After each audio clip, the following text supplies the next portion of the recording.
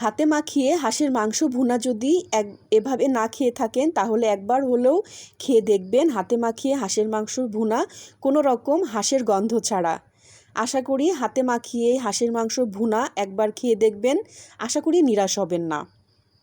এর জন্য একটা হাঁড়ি নিয়েছি, হাঁড়ির মধ্যে নিয়েছি আমি একটা মাঝারি সাইজের হাঁসের কিন্তু স্কিন সহ অবশ্যই আপনাকে এখানে হাঁসটাকে ব্যবহার করতে হবে। আমি একটা দেশি হাঁস এখানে নিয়েছি স্কিন সহ, ছোট টুকরো করে কেটে খুব ভালোভাবে ধুয়ে পানিটাকে ঝরিয়ে নিয়েছি। যেহেতু আমি হাতে মাখিয়ে রান্না করব, এর জন্য এখানে আমি গোটা মশলা ব্যবহার করব। গোটা মশলার মধ্যে আছে 3টার মতো তেজপাতা, এখানে আছে 3টার মতো দারুচিনি, আর নিয়েছি এখানে 5-6 টুকরার মতো লবঙ্গ, আর এখানে কিন্তু আমি কিছুটা এলাচ পরে ব্যবহার করব। এখন দিয়ে দিব বাটা মশলার মধ্যে আছে উঁচা করা 1 টেবিল চামচ আদা বাটা, 1 টেবিল চামচ রসুন বাটা একটু উঁচা করা আছে, নিয়েছি 1 টেবিল চামচ লাল মরিচের গুঁড়া, এটাকেও আমি একটু উঁচা করে নিয়েছি।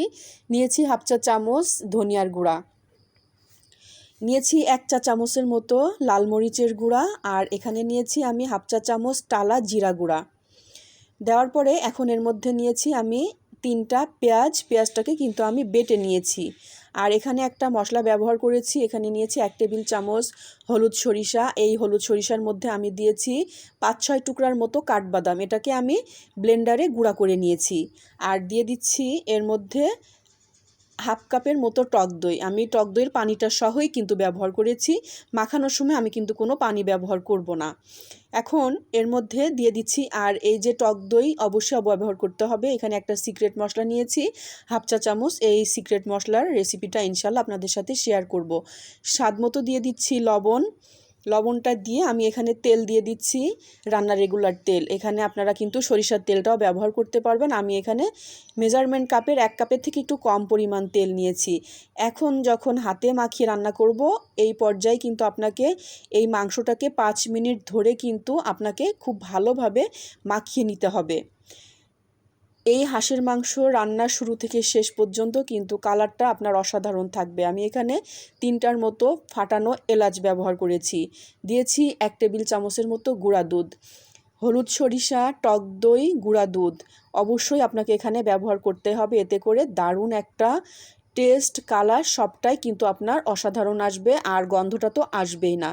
এখন দুধটা দেওয়ার পরে আমি গুঁড়া দুধটা দেওয়ার পরে আরও 2-3 মিনিট মাখিয়ে রেস্টে রেখে দিব 1 ঘন্টার জন্য। আপনাদের হাতে সময় থাকলে অবশ্যই আপনারা 1.5 ঘন্টা রেস্টে রেখে দিবেন ঢাকনা দিয়ে ঢেকে। আমার হাতে সময় ছিল না, এর জন্য আমি 1 ঘন্টা ঢাকনা দিয়ে ঢেকে রেখে দিয়েছিলাম। এরপরে কিন্তু আমি মাংসটাকে চুলায় বসিয়ে দিয়েছি। দেওয়ার পরে চুলার আঁচটা আমি একেবারেই মিডিয়াম করে রেখে 1 ঘন্টা পরে আমি মাংসটাকে নাড়াচাড়া করে আবারও ঢাকনা দিয়ে ঢেকে রেখে দিব প্রায় 25 মিনিটের মতো। 25 মিনিট পরে যখন এই হাঁসের মাংস থেকে পানিটা বের হয়ে আসবে, এই পর্যায়ে আমি ঢাকনাটা তুলে নিয়েছি। কতটা পানি বের হয়ে এসেছে আশা করি আপনারা দেখতে পাচ্ছেন এই হাঁসের মাংস থেকে। এখন এই হাঁসের মাংসর যে পানিটা বের হয়েছে, এই পানিটা দিয়েই কিন্তু আপনাকে মাংস কষাতে হবে। আমি কিন্তু মাংস কষানোর সময় কোনো রকম পানি ব্যবহার করব না। যেই মাংস থেকে পানিটা বের হয়েছে এই পানি দিয়েই কিন্তু আপনাকে মাংসটা খুব ভালোভাবে কষাতে হবে। খেয়াল রাখবেন যেন নিচে থেকে লেগে না যায়, মশলাগুলো পুড়ে না যায়। খুব ভালোভাবে আপনাকে মাংসটাকে প্রায় 6 মিনিট ধরে কিন্তু কষাতে হবে, চুলার আঁচটা মিডিয়াম করে রেখে। মাংসটা কষাতে কষাতে যখন পানিটা আস্তে আস্তে টেনে যাচ্ছে আর উপর থেকে এই হাঁসের মাংসর তেলটা দেখা যাচ্ছে, অনবরত নাড়তে হবে যেন মাংস থেকে বা মশলা থেকে কোনো রকম গন্ধটা না আসে। খুব ভালোভাবে কিন্তু কষাতে হবে। কষাতে কষাতে আমি এর মধ্যে আলু ব্যবহার করব, এর জন্য আগে থেকে আমি লবণ আর হলুদ দিয়ে কিছুটা আলু হালকা করে ভেজে নিয়েছিলাম। এখানে আমি 5টার মতো মাঝারি সাইজের আলু ব্যবহার করেছি, আর আপনারা আলুটা না চেলে অবশ্যই স্কিপ করতে পারেন। দিয়েছি এখানে 3টা রসুন, যে কোনো মাংসতে একটু আস্ত রসুন আপনারা অবশ্যই আশা করি দিয়ে দেখবেন যে খেতে কেমন লাগে।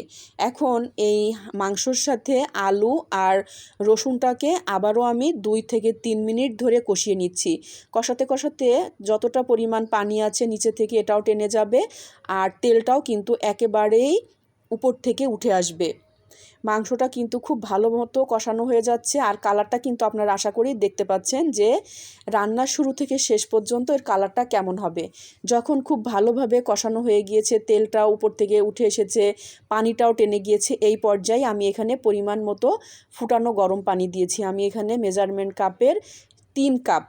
ঝোল আপনারা কে কতটা খেতে পছন্দ করেন, হাঁসের মাংস আসলে খুব বেশি একটা ঝোল খায় না।